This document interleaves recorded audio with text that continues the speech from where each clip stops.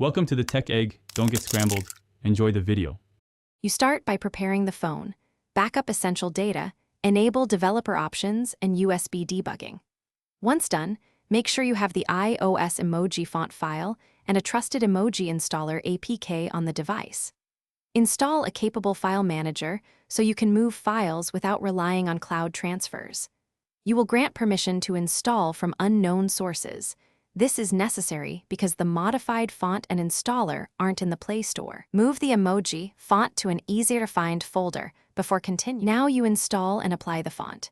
If you have Root or Magisk, create or flash a Magisk module with the iOS font to replace the system emoji set. If you're unrooted, install an emoji-supporting keyboard or a launcher that respects custom font packs and apply the font within that app. This works for most chat apps.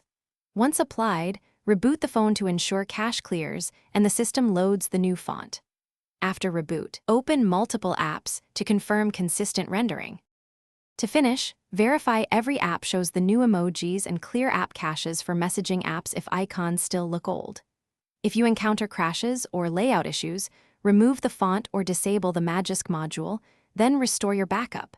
This prevents long-term instability. If some emojis appear as boxes or duplicates, try a different iOS font variant or adjust fallback order in font settings. If nothing works, roll back changes and seek a compatible build for your MIUI version before retrying. Thanks for watching. Consider subscribing if I helped unscramble your problems.